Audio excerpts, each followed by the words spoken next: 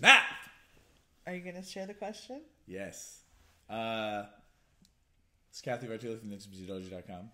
I'm Reid from reidaboutsex.com. And the question is, based on something Cathy and I were just talking about, Cathy, do you believe that people should only speak up, or it's only worth speaking up, when you feel a deep connection with someone? I think it's more important to speak up then, because deep connections are often, so we don't have resentment building up in relationships that matter a lot to us. If it's someone that I don't necessarily feel comfortable with, you should silence yourself? I'm not saying people should silence themselves. I'm saying that I sometimes do. Okay. Because one, I'm shy, and if I feel like someone doesn't either like me or have a lot of room for me in their life, what's the point of speaking up? I just feel like it's not worth dealing with it, or they're not. Their reaction won't necessarily be worth me having my voice.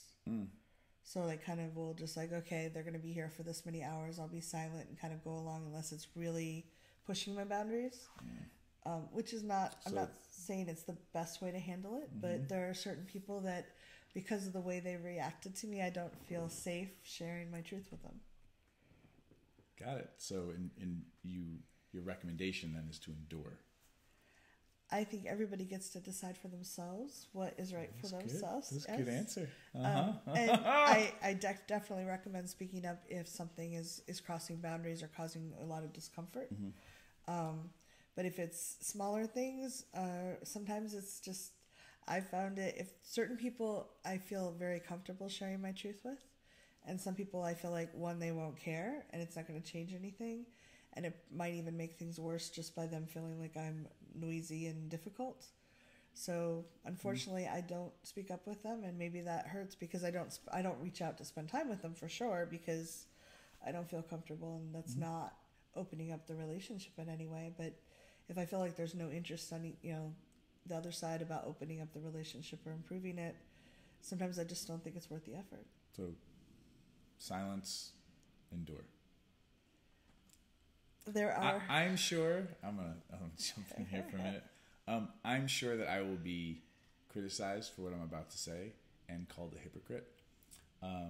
Because yes, we are all human, and even I don't speak up all the time.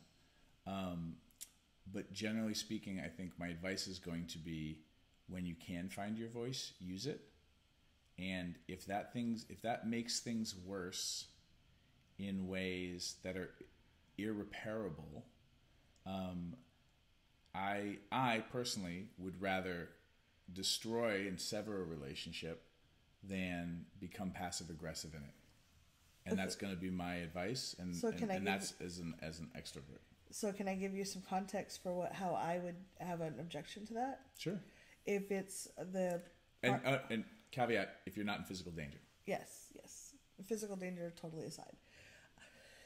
If you have a really close friend whose partner occurs to you as either judgmental or indifferent to you, and you've tried to talk a little bit, but there doesn't seem to be any opening, is it worth the few times you spend time with that person to bring up things when it might hurt your relationship with the person you're really close to? I'm going to say yes, because I'm curious if part of the indifference is that you're not speaking up.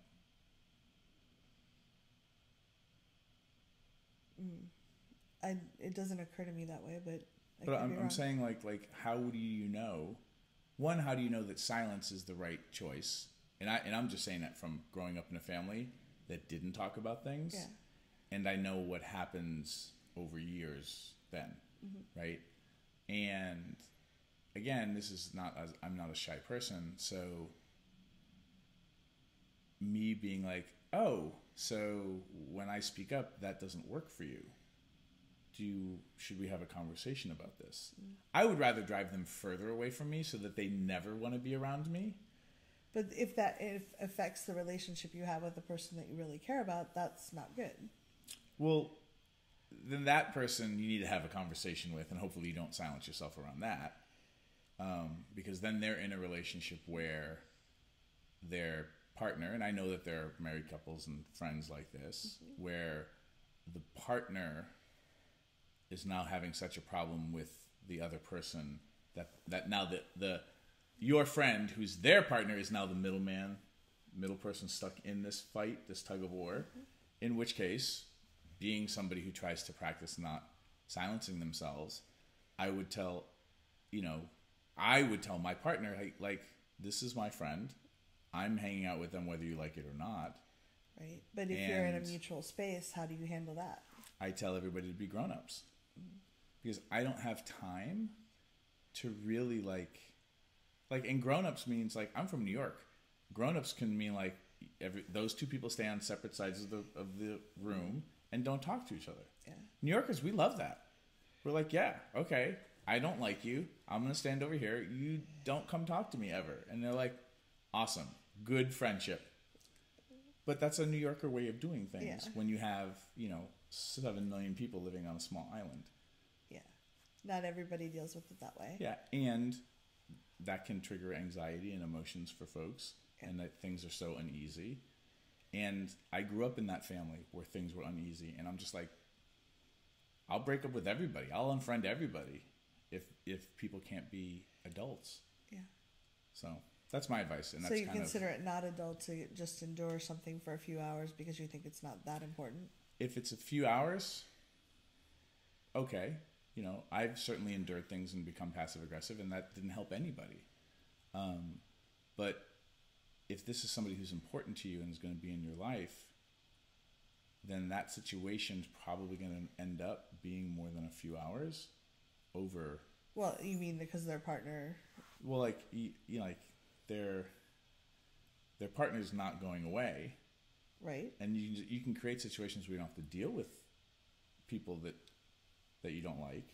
I didn't say it's not about disliking or needing separate sides of the room. It's like feeling dismissed or unimportant, or like it's irritating to that person to even talk to them. Yeah. Well, but for me, I have to go up to those people and be like, hey, I feel dismissed by you. Can we talk about it? Because now I'm like, wow, let's see what's going on. But I'm being driven by a family that didn't do that, and how excruciating that was for me in high school. And I will, when I get clear about that kind of anxiety and just suckiness, and this is again as an extrovert, I will then go to people and be like, I'm not going to go through this again. I'm going to confront this. Generally speaking, I'm also a white, 6 foot tall, 230-pound male, so I'm not like, I'm not afraid of people becoming violent in a certain way, but I'm just like, I can't handle this. I'm going to confront it. And there are people that are just like, will not talk to me. But you know what's great? I never have to deal with them. Yeah. They leave me alone. Different experiences. I've had friends, when I was in Dallas, I had a really close friend who got angry, and then everyone else she knew wasn't allowed to speak to me again. So there's that feeling of like, I don't want to lose my friends. For me, and again, like I'm an ass sometimes. I'm like, great. I don't need you in my life then. Yeah. And it's not about like, oh, you have to fight for me to prove that I'm worthy. It's like, if you need to pick a side, pick a side. I'm not going to try to hang out with a bunch of people who need side picking. It's just weird. Yeah. And I have lots of people in my life who don't like other people that are in my life. And I still invite everybody to my birthday party for the most part. Well, I'd love to know what you think. Where do you draw the line between enduring something and speaking up? And is it, when is it more work to talk about things and not worth it to you? No. And also on blood relatives, I don't know the answer to this at all. This doesn't work at all around that, unless you're just going to disappear and fake your own death. Leave comments. Thanks for tuning in, Sex Geek. If you would like to continue with the brain sex, do me a favor and click subscribe right here. If you'd like to watch me on social media, that's where you're going to go. Next video, maybe?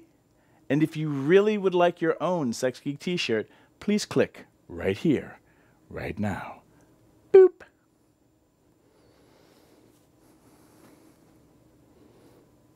No, really, like...